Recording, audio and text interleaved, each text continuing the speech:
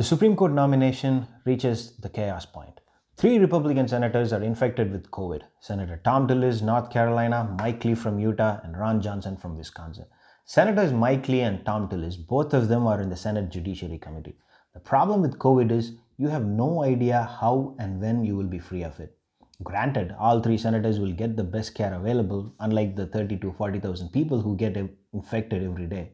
But even then, there is no guarantee that all three of them will be back to doing business as usual in 2 weeks. The Republicans have a wafer-thin majority to push the Supreme Court nomination through.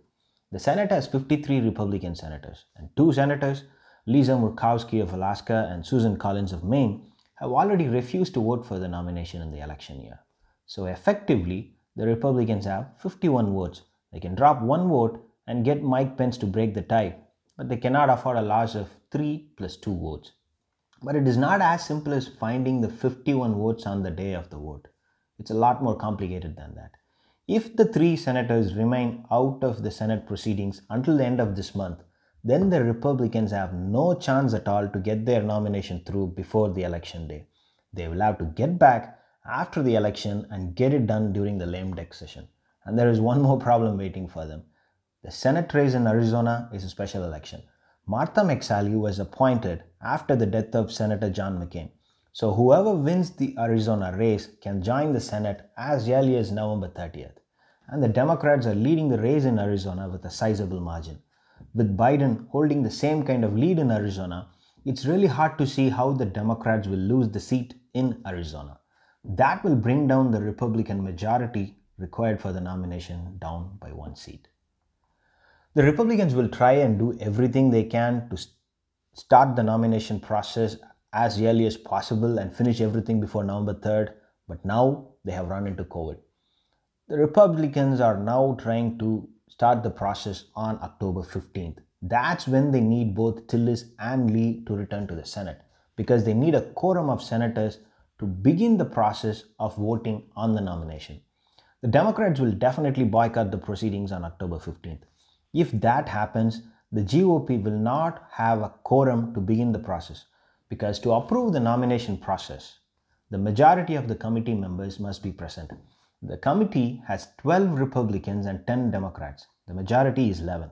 If two of the GOP senators are still not there and the Democrats decide to boycott, the GOP cannot proceed with the nomination.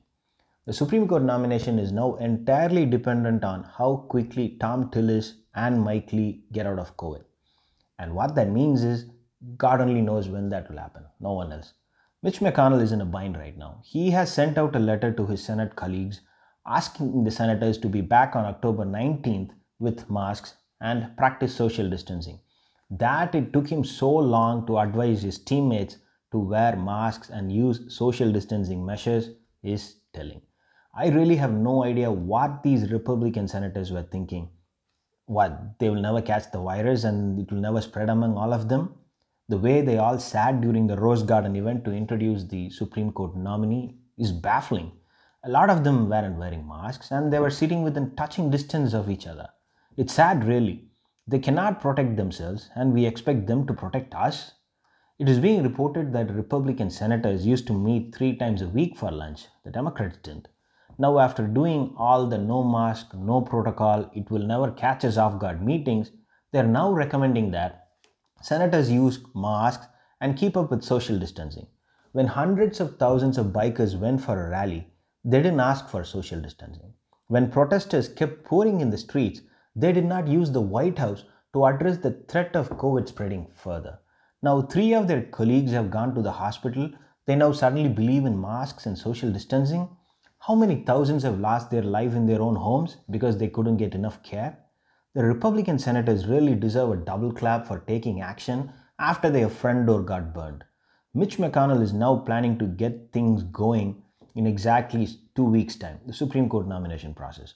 Once again, wishful thinking. It may happen or it may not, but it also shows how tight things are for the Republicans. They don't have the time, and right now, they don't even have the votes to even start the nomination process.